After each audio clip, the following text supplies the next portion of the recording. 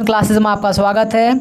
आज हम लोग आरआरबी एनटीपीसी एवं group D previous year question पढ़ेंगे और इस वीडियो के माध्यम से हम टोटल 40 न्यूमेरिकल्स को पढ़ेंगे जो ग्रुप डी एग्जाम में बार बार पूछे गए हैं। इसलिए वीडियो को शुरू से अंत तक देखें और अगर आप मेरे चैनल पर न्यू आए हैं तो प्लीज़ चैनल को सब्सक्राइब कर दें ताकि न्यूमेरिकल से रिलेटेड जो भी समस्या होती है इस वीडियो के माध्यम से दूर कर दी जाएगी। पहला क्वेश्चन है, किसी प्रत्यावर्ती धारा का आवर्तकाल 0.02 सेकंड है तो इसकी आवृत्ति क्या होगी। आपको 4 ऑप्शन दिया गया है। चलिए इसे सॉल्व करते हैं। हम जानते हैं आवृत्ति बराबर क्या होता है 1/आवर्तकाल। आवृत्ति का फॉर्मूला 1/आवर्तकाल होता है। आवर्तकाल कितना दिया है 0.02 सेकंड दिया है तो 1/0.02 सेकंड। जब डेसिमल को हटाया तो ऊपर में 100 हो गया तो 100/2 बराबर 50 हर्ज, क्योंकि आवृत्ति का ऐसा मात्रक हर्ज होता है तो इसका सही आंसर हो गया ऑप्शन नंबर ए 50 हर्ज। तो हमेशा याद रखें आवृत्ति बराबर क्या होता है 1/आवर्तकाल होता है। अगला क्वेश्चन है, पृथ्वी के सतह पर गुरुत्व के कारण त्वरण का मान है। आपको 4 ऑप्शन दिया गया है। चलिए इसे सॉल्व करते हैं। हम जानते हैं गुरुत्व बल बराबर क्या होता है Gmm/r²। गुरुत्व बल का फॉर्मूला Gmm/r² होता है और बल बराबर mg होता है। बल बराबर द्रव्यमान गुना त्वरण होता है तो mg बराबर Gmm/r²। अब m से m कट गया तो g बराबर क्या बचा Gm/r²। अर्थात गुरुत्व त्वरण का फॉर्मूला हो गया Gm/r²। अर्थात इसका सही आंसर हो गया ऑप्शन नंबर ए g बराबर Gm/r²। तो हमेशा याद रखें गुरुत्व बल बराबर क्या होता है Gmm/r²। बाकी गुरुत्व त्वरण बराबर क्या हो जाएगा तो Gm/r²। अर्थात इस फॉर्मूले को आप याद कर लें। पहला क्वेश्चन है, 100 वाट के 5 बल्ब को प्रत्येक दिन 10 घंटे जलाते हैं तो 30 दिनों में कुल कितना विद्युत ऊर्जा पर खर्च आएगा यदि 1 यूनिट का मूल्य 2 रुपया है। आपको 4 ऑप्शन दिया गया है। चलिए इसे सॉल्व करते हैं। हम जानते हैं नंबर ऑफ यूनिट बराबर क्या होता है n × p × h × d/1000। जहाँ पे n क्या है, n आपका उपकरण की संख्या है, p मतलब क्या है पावर मतलब शक्ति, h मतलब क्या है, h मतलब आवर मतलब घंटों की संख्या और d मतलब क्या है डेज मतलब दिनों की संख्या बटे 1000। अब n कितना दिया आपका 5 बल्ब दिया गया है, 100 वाट का शक्ति दिया गया है और आवर आपका 10 घंटा दिया गया और दिनों की संख्या 30 है। जब तीनों को मल्टीप्लाई करके डिवाइड करते हैं तो 150 यूनिट हो गया। अर्थात 150 यूनिट ऊर्जा की खपत होगी। जबकि 1 यूनिट का मूल्य 2 रुपया दिया हुआ तो 150 गुना 2 बराबर कितना हो गया 300 रुपया। अर्थात इसका सही आंसर हो गया 300 रुपया। 300 रुपया की खर्च होगा। तो हमेशा याद रखें नंबर ऑफ यूनिट बराबर क्या होता है n × p × h × d/1000। ये आप फॉर्मूला याद रखें, बाकी क्वेश्चन आपका आसानी से बन जाएगा। अगला क्वेश्चन है, यदि किसी वस्तु का वेग 4 गुना कर दिया जाता है तो उस वस्तु की गति ऊर्जा कितना गुना बढ़ जाएगा। आपको 4 ऑप्शन दिया गया है। चलिए इसे सॉल्व करते हैं। हम जानते हैं गति ऊर्जा बराबर क्या होता है ½ mv² होता है। अब वेग को 4 गुना करने पे जब हम वेग को 4 गुना करते हैं तो गति ऊर्जा कितना हो जाएगा ½ m × 4b का स्क्वायर। तो ½ mv² × 16 हम 4 के स्क्वायर को सेपरेट कर लिए और यह ½ mv² यही प्रारंभिक गति ऊर्जा है गुना 16। अर्थात गति ऊर्जा प्रारंभिक गति ऊर्जा का 16 गुना हो जाएगा। तो बढ़ेगा कितना 15 गुना बढ़ेगा। अगर आपको पूछा जाएगा कितना गुना हो जाएगा तो 16 गुना हो जाएगा, लेकिन बढ़ेगा कितना हमेशा 15 गुना बढ़ेगा। अर्थात जितना गुना होगा उसे एक कम बढ़ेगा। ठीक है, तो इसका सही आंसर हो जाएगा ऑप्शन नंबर बी 15 गुना बढ़ेगा। अगर पूछा रहेगा कितना गुना हो जाएगा तो 16 गुना हो जाएगा, लेकिन बढ़ेगा 15 गुना। ठीक है, तो इसका आंसर सही ऑप्शन नंबर बी था। तो हमेशा याद रखें गति ऊर्जा बराबर क्या होता है ½ mv² होता है। ये फार्मूला को आप याद रखें। अगला क्वेश्चन है, संवेग और गति ऊर्जा में क्या संबंध है। आपको 4 ऑप्शन दिया गया है। चलिए इसे सॉल्व करते हैं। हम जानते हैं गति ऊर्जा बराबर क्या होता है ½ mv² होता है। ½ mv² गुना m/m। ऊपर और नीचे में m से गुना करने पे हम ऊपर और नीचे में m से गुना किए तो m × m m² × v²/m अर्थात ½ mv²/m हो गया। और mv मतलब क्या होता है mv मतलब द्रव्यमान गुना वेग और द्रव्यमान गुना वेग को ही संवेग कहते हैं और संवेग को p से इंडिकेट किया जाता है। अर्थात गति ऊर्जा बराबर क्या हो गया p²/2m। इसका सही आंसर हो गया ऑप्शन नंबर बी ke बराबर p²/2m। ये रिलेशन होता है गति ऊर्जा और संवेग में ke बराबर p²/2m। ये फॉर्मूला को याद रखें आप। अगला क्वेश्चन है, यदि किसी वस्तु का संवेग 20% बढ़ा दिया जाए तो उसकी गति ऊर्जा में कितने प्रतिशत का परिवर्तन होगा। आपको 4 ऑप्शन दिया गया है। चलिए इसे सॉल्व करते हैं। हम जानते हैं गति ऊर्जा बराबर क्या होता है p²/2m। गति ऊर्जा और संवेग में क्या रिलेशन है ke बराबर p²/2m। अर्थात संवेग में कुछ भी परिवर्तन करते हैं तो हमेशा वो स्क्वायर फॉर्म में बढ़ेगा। अब हम संवेग को 20% बढ़ा रहे हैं। जब भी हम किसी वस्तु को 20% बढ़ाते हैं या घटाते हैं तो हमेशा परसेंटेज का एक फॉर्मूला यूज होता है a plus B plus A B बटा 100। अब हम क्या किए, समवेग को 20% बढ़ाए, तो 20 प्लस 20 प्लस 20 इंटू 20 बटा 100। जब इसको पूरा सॉल्व किया गया 44%। अर्थात जब भी हम समवेग को 20% बढ़ाएंगे तो गति ऊर्जा कितना बढ़ जाएगा, 44%। इसका सही आंसर हो गया ऑप्शन नंबर सी, 44%। तो हमेशा फॉर्मूला याद रखें, गति ऊर्जा बराबर क्या होता है, p²/2m। अगला क्वेश्चन है, एक लड़का एक गेंद 10 मीटर पर सेकंड के वेग से ऊर्ध्वाधर ऊपर की ओर फेंकता है। अधिक गुरुत्व त्वरण 10 मीटर पर सेकंड स्क्वायर है तो गेंद द्वारा प्राप्त ऊंचाई कितनी है। आपको 4 ऑप्शन दिया गया है। चलिए इसे सॉल्व करते हैं। इसके पहले कुछ कंसेप्ट पढ़ लेते हैं। हम जानते हैं वस्तु नीचे आने पर त्वरण प्लस जी गुरुत्व त्वरण में कन्वर्ट हो जाता है और वस्तु ऊपर जाने पर त्वरण माइनस जी गुरुत्व त्वरण में कन्वर्ट हो जाता है। अब हम जानते हैं v² बराबर u² प्लस 2as होता है। अब वस्तु ऊर्ध्वाधर ऊपर की ओर फेंका गया है, अर्थात त्वरण माइनस जी गुरुत्व त्वरण में कन्वर्ट हो जाएगा। तो इसका सही फॉर्मूला हो जाएगा v² बराबर u² माइनस 2gh। अब अंतिम वेग इसका नहीं दिया गया, अर्थात अंतिम वेग 0 है। प्रारंभिक वेग 10 मीटर पर सेकंड दिया गया है। गुरुत्व त्वरण 10 मीटर पर सेकंड स्क्वायर दिया गया है, अर्थात 10 का स्क्वायर माइनस 2 गुना 10 गुना h, क्योंकि हम लोग h फाइंड करना हम लोग को। तो 0 बराबर 100 माइनस 20h, तो 20h बराबर 100 हो जाएगा। तो h का वैल्यू 5 मीटर निकल गया, अर्थात ऊंचाई कितना निकलेगा, 5 मीटर। इसका सही आंसर हो जाएगा ऑप्शन नंबर बी, 5 मीटर। तो हमेशा याद रखें कि जी के फॉर्म में जब वस्तु को ऊपर फेंका जाता है तो फॉर्मूला हो जाएगा v² बराबर u² माइनस 2gh। अगला क्वेश्चन है, एक गोले का द्रव्यमान 500 किलोग्राम है और यह 0.25 मीटर पर सेकंड की गति से प्रतिक्षेपित किया जाता है, तो गोले का संवेग क्या होगा। आपको 4 ऑप्शन दिया गया है। चलिए इसे सॉल्व करते हैं। हम जानते हैं संवेग बराबर क्या होता है, द्रव्यमान गुना वेग। अब द्रव्यमान कितना दिया है, द्रव्यमान आपका 500 किलोग्राम दिया है और वेग कितना है, 0.25 मीटर पर सेकंड है। तो 500 kilogram multiply 0.25 metre per second, तो 500 किलोग्राम। अब हम डेसिमल को हटाए तो नीचे 100 आ जाएगा, तो 25/100। जब इसको हम सॉल्व किए तो आ गया 125 किलोग्राम मीटर पर सेकंड। इसका सही आंसर हो जाएगा 125 किलोग्राम मीटर पर सेकंड, अर्थात option number B, 125 kilogram metre per second. तो हमेशा याद रखें संवेग बराबर क्या होता है, द्रव्यमान गुना वेग। संवेग का फॉर्मूला द्रव्यमान गुना वेग होता है, इसे आप याद रखें। अगला क्वेश्चन है, यदि किसी पिंड की गति दुगुनी कर दी जाए तो पिंड की परिणामी ऊर्जा एवं प्रारंभिक ऊर्जा का अनुपात होगा। आपको 4 ऑप्शन दिया गया है। चलिए इसे सॉल्व करते हैं। हम जानते हैं गति ऊर्जा बराबर ½ mv² होता है। अब वेग को दुगुना करने पर, जब हम वेग को दुगुना करते हैं तो गति ऊर्जा बराबर क्या हो जाएगा, ½ m इंटू 2b का स्क्वायर। तो गति ऊर्जा बराबर ½ mv² मल्टीप्लाई 4। हम 2 के स्क्वायर को सेपरेट कर लिए। अब पूछा गया परिणामी ऊर्जा एवं प्रारंभिक ऊर्जा, तो परिणामी ऊर्जा बटे प्रारंभिक ऊर्जा, तो परिणामी ऊर्जा है ½ mv² मल्टीप्लाई 4 और प्रारंभिक ऊर्जा है ½ mv²। जब दोनों को डिवाइड किया तो 4:1 आ गया, अर्थात इसका सही आंसर हो गया 4:1। इसका सही आंसर ऑप्शन नंबर भी 4:1 हो गया। तो आप सिर्फ याद रखें गति ऊर्जा बराबर क्या होता है, ½ mv² होता है। इस फॉर्मूले को आप याद रखें, बाकी क्वेश्चन आपका आसानी से बन जाएगा। अगला क्वेश्चन है, एक मीनार की चोटी से फेंका गया पत्थर 4 सेकंड में पृथ्वी पर पहुंचता है, तो मीनार की ऊंचाई कितनी है। आपको 4 ऑप्शन दिया गया है। चलिए इसे सॉल्व करते हैं। इसके पहले कुछ कंसेप्ट पढ़ लेते हैं। हम जानते हैं वस्तु ऊपर जाने पर त्वरण माइनस जी गुरुत्व त्वरण में कन्वर्ट हो जाता है और वस्तु नीचे आने पर त्वरण प्लस जी गुरुत्व त्वरण में कन्वर्ट हो जाता है। अब हम जानते हैं s बराबर ut प्लस ½ gt² होता है। गुरुत्व त्वरण के फॉर्म में s का फॉर्मूला ut प्लस ½ gt² होता है। अब प्रारंभिक गति कितना है, 0 है, क्योंकि वस्तु को मीनार की चोटी से फेंका गया है।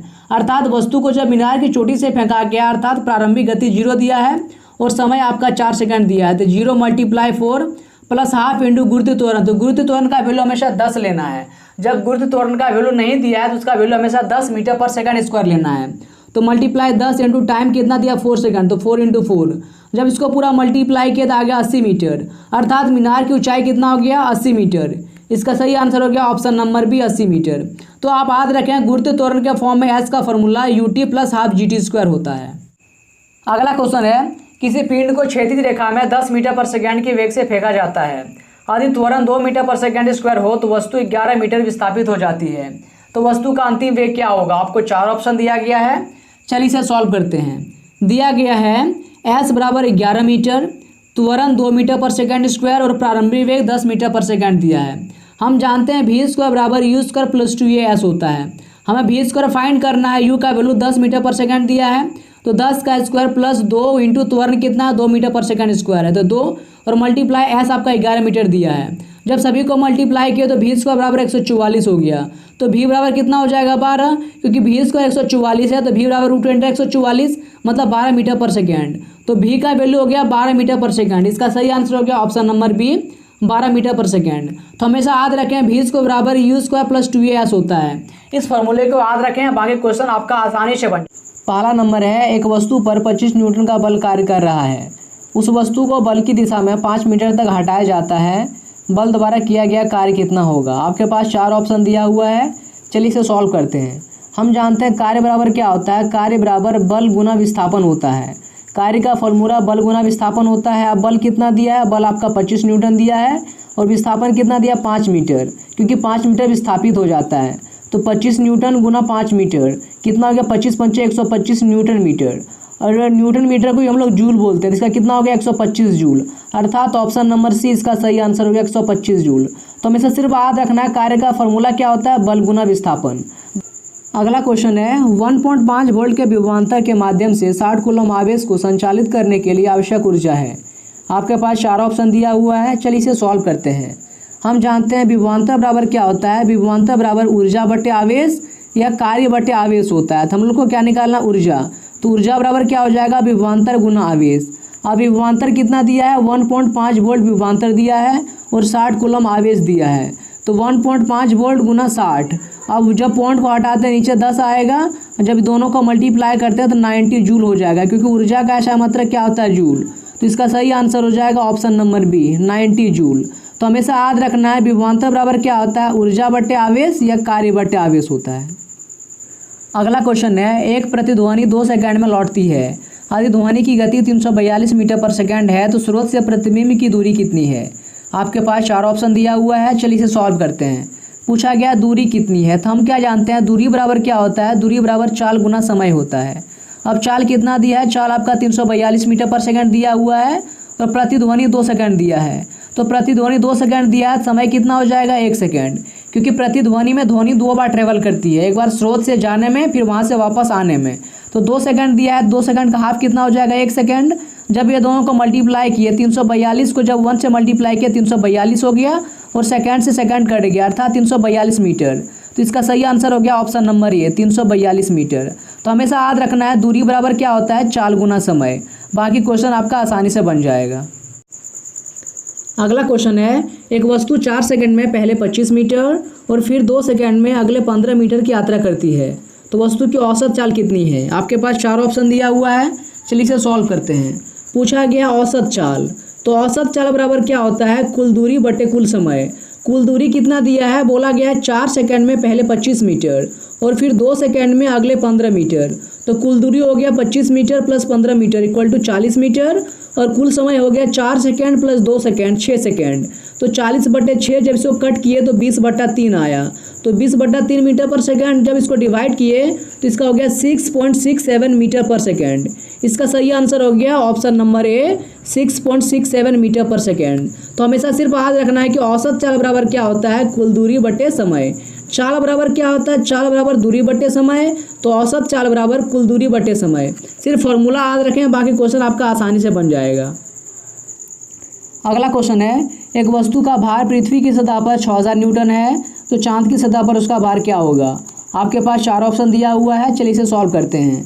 हम जानते हैं कि किसी भी वस्तु का चांद पे भार बराबर 1/6 गुना पृथ्वी पे भार, अर्थात किसी भी वस्तु का चांद पे जो भार होगा पृथ्वी के भार का 1/6 पार्ट होगा। अब पृथ्वी पे भार कितना दिया गया है 6000 न्यूटन।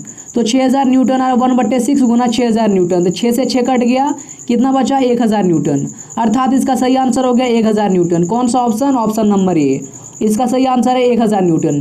तो हमेशा सिर्फ याद रखना है किसी भी वस्तु का चांद पे जो भार होगा पृथ्वी के भार का 1/6 पार्ट होगा। अगला क्वेश्चन है, एक कार की चाल 5 सेकंड में 36 किलोमीटर प्रति घंटा से 54 किलोमीटर प्रति घंटा हो जाती है। तो कार का त्वरण ज्ञात करें। आपके पास 4 ऑप्शन दिया हुआ है। चलिए इसे सॉल्व करते हैं। पूछा गया है त्वरण। तो त्वरण बराबर क्या होता है, अंतिम वेग माइनस प्रारंभिक वेग बटे समय, अर्थात v माइनस यू बटे टी होता है। अब अंतिम वेग कितना है, यहाँ पे बोला गया है कार की चाल 5 सेकंड में 36 किलोमीटर प्रति घंटा से 54 किलोमीटर प्रति घंटा हो जाती है, अर्थात अंतिम वेग 54 किलोमीटर प्रति घंटा है और प्रारंभिक वेग 36 किलोमीटर प्रति घंटा है। तो अब इसे सॉल्व करते हैं। 54 माइनस 36 गुना 5/18, 5/18 इसीलिए किया क्योंकि यहाँ पे ऑप्शन मीटर पर सेकंड में दिया हुआ है, जबकि ये किलोमीटर प्रति घंटा में दिया हुआ है। बटे समय कितना दिया है 5 सेकंड, तो 5 हो गया। जब इसको सॉल्व किए तो 18 गुना 5/18/5, तो 18 से 18 कट गया, 5 से 5 कट गया, कितना बचा 1 मीटर पर सेकंड स्क्वायर, क्योंकि त्वरण का मात्रा मीटर पर सेकंड स्क्वायर होता है। तो इसका सही आंसर हो गया ऑप्शन नंबर ए 1 मीटर पर सेकंड स्क्वायर। तो हमेशा याद रखना त्वरण बराबर क्या होता है, अंतिम वेग माइनस प्रारंभिक वेग बटे समय। अगला क्वेश्चन है, यदि एक वस्तु का वेग इसके शुरुआती वेग से दोगुना हो जाता है तो इसकी गति ऊर्जा में कितने गुना वृद्धि हो जाएगी। आपके पास 4 ऑप्शन दिया हुआ है, चलिए इसे सॉल्व करते हैं। हम जानते हैं गति ऊर्जा बराबर क्या होता है, हाफ mv² होता है। अब वेग को दोगुना करने पर, जब हम वेग को दोगुना करते हैं तो गति ऊर्जा कितना हो जाएगा, हाफ mv² इंटू 2v का स्क्वायर, तो कितना हो जाएगा हाफ mv² मल्टीप्लाई 4, क्योंकि 4 को हम सेपरेट कर लिए, और हाफ mv² यही तो प्रारंभिक गति ऊर्जा है मल्टीप्लाई 4, अर्थात कितना गुना हो जाएगा, 4 गुना हो जाएगा। जब भी हम वेग को दोगुना करते हैं तो गति ऊर्जा कितने गुना वृद्धि हो जाएगी, 4 गुना वृद्धि हो जाएगी, क्योंकि हम वेग को दोगुना करने पे गति ऊर्जा में क्या होता है, उसका वेग स्क्वायर फॉर्म में बढ़ता है। जब हम दोगुना करेंगे तो 4 गुना होगा, जब हम 3 गुना करेंगे तो कितना गुना हो जाएगा, 9 गुना होगा, जब हम 4 गुना करेंगे तो 16 गुना होगा, मतलब हमेशा क्या होगा, स्क्वायर फॉर्म में बढ़ेगा। तो ठीक है, तो हमेशा याद रखना गति ऊर्जा बराबर क्या होता है, हाफ mv² होता है। अगला क्वेश्चन है, 50 किलोग्राम द्रव्यमान की एक वस्तु 6 मीटर पर सेकंड के नियत वेग से गतिमान है, तो वस्तु के संवेग की गणना करें। आपके पास 4 ऑप्शन दिया हुआ है, चलिए इसे सॉल्व करते हैं। हम जानते हैं संवेग बराबर क्या होता है, द्रव्यमान गुना वेग। संवेग बराबर द्रव्यमान गुना वेग होता है। अब द्रव्यमान कितना दिया है, 50 किलोग्राम द्रव्यमान दिया हुआ है, और वेग कितना है, 6 मीटर पर सेकंड वेग दिया हुआ है। तो 50 kilogram multiply 6 metre per second, जब इसको मल्टीप्लाई किया तो 300 किलोग्राम मीटर पर सेकंड हो गया, अर्थात इसका सही आंसर ऑप्शन नंबर सी हो गया, 300 किलोग्राम मीटर पर सेकंड। तो हमेशा याद रखें कि संवेग बराबर क्या होता है, द्रव्यमान गुना वेग, ये फॉर्मूला हमेशा याद रखें आप।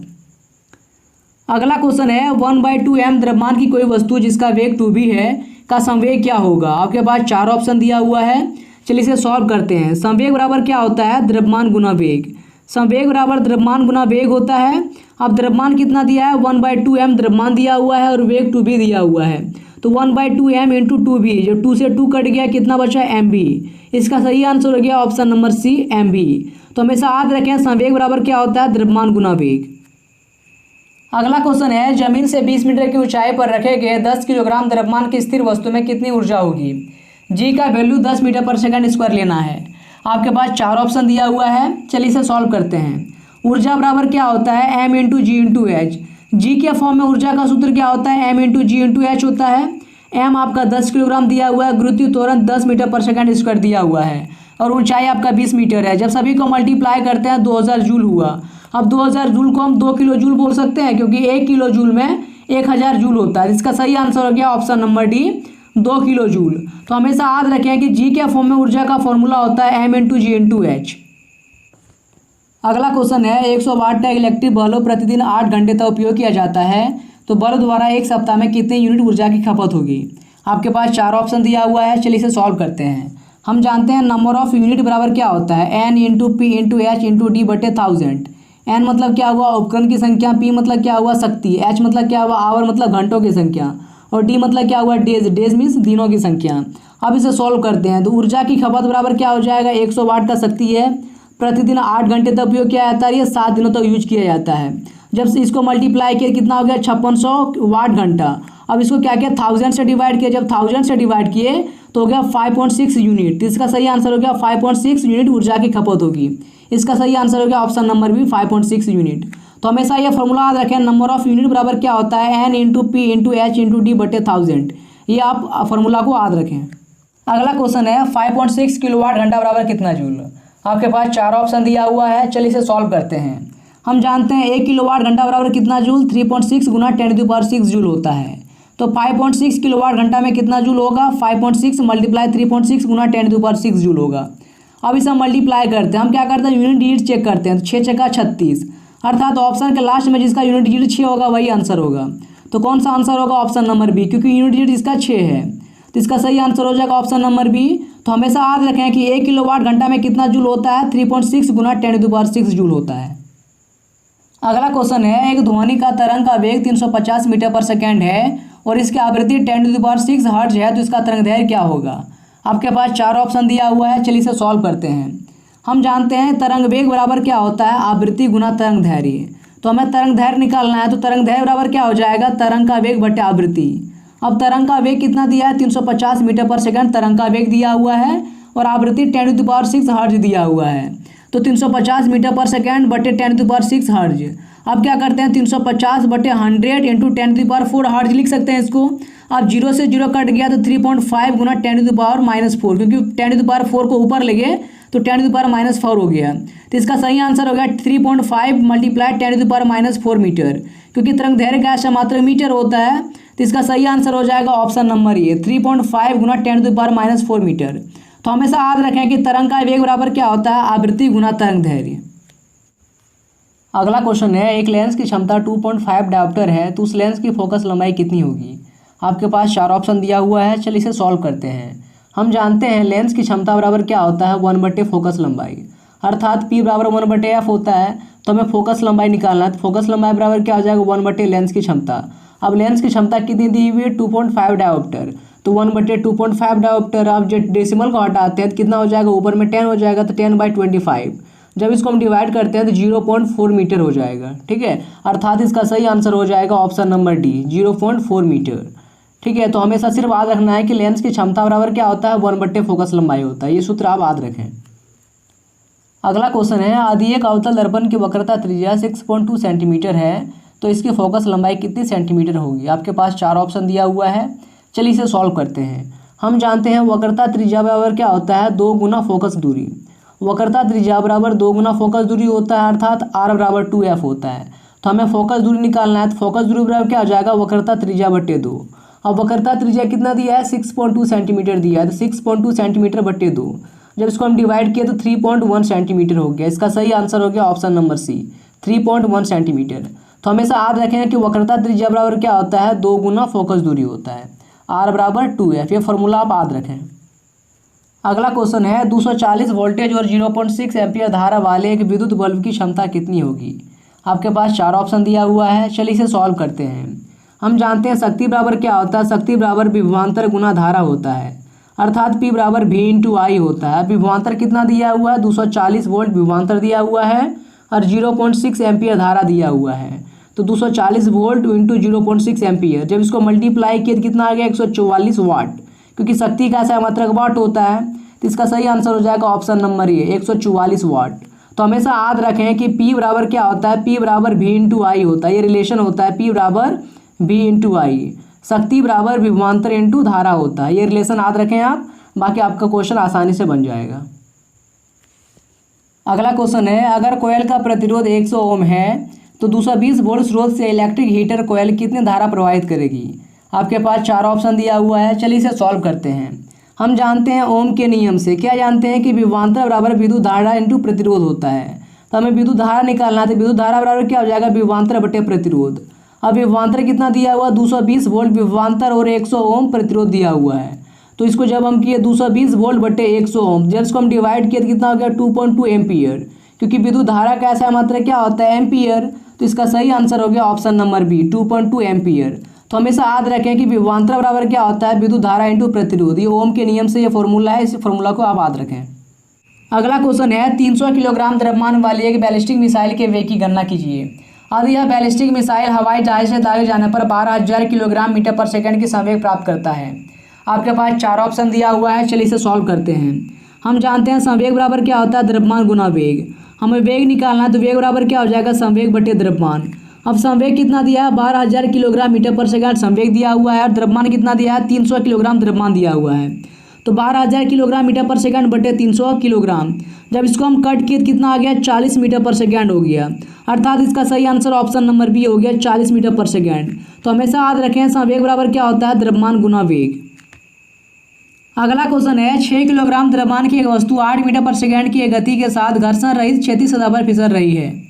वस्तु को समान सररेखा के साथ समान गति से गतिमान रहने के लिए आवश्यक बल कितना है। आपको 4 ऑप्शन दिया गया है, चलिए इसे सॉल्व करते हैं। हम जानते हैं बल बराबर क्या होता है, बल बराबर द्रव्यमान गुना त्वरण होता है। अब द्रव्यमान आपका 6 किलोग्राम दिया है, त्वरण कितना, त्वरण 0 है। त्वरण 0 क्यों है, क्योंकि वस्तु समान गति के साथ विद्यमान है, अर्थात वस्तु का प्रारंभिक और अंतिम वेग दोनों समान है। और त्वरण क्या होता है, त्वरण बराबर होता है अंतिम वेग माइनस प्रारंभिक वेग बटे समय। जब दोनों प्रारंभिक और अंतिम वेग दोनों समान है तो त्वरण कितना हो जाएगा, 0, क्योंकि v माइनस यू बटे टी। जब v माइनस यू बटे टी करते हैं त्वरण कितना हो जाएगा, 0। इसका सही आंसर हो जाएगा 0 न्यूटन, अर्थात ऑप्शन नंबर सी इसका सही आंसर हो जाएगा 0 न्यूटन। तो आप याद रखें कि बल बराबर क्या होता है, बल बराबर द्रव्यमान गुना त्वरण होता है, ये फॉर्मूला आप याद रखें। ये हमारा न्यूमेरिकल का पहला वीडियो था, जल्दी इसका दूसरा वीडियो अपलोड कर दिया जाएगा और उम्मीद है ये वीडियो आपको पसंद आया होगा। तो प्लीज़ चैनल को सब्सक्राइब कर दें ताकि और भी वीडियो अपलोड करें उसका नोटिफिकेशन आपको मिलती रहे और आप अपने एग्जाम में अच्छा स्कोर कर पाएँ, ताकि न्यूमेरिकल से रिलेटेड जो भी प्रॉब्लम होती है वो आप आसानी से सॉल्व कर पाएँ। होप ये फ्रेंड ये वीडियो पसंद आया होगा। प्लीज़ चैनल को सब्सक्राइब कर दें ताकि इस तरह का और भी इंपॉर्टेंट वीडियो अपलोड करें उसका नोटिफिकेशन आपको मिलती रहे और आप एग्जाम में अच्छा परफॉर्मेंस कर पाएँ तथा न्यूमेरिकल से रिलेटेड जो भी समस्या है उसको आप दूर कर पाएँ।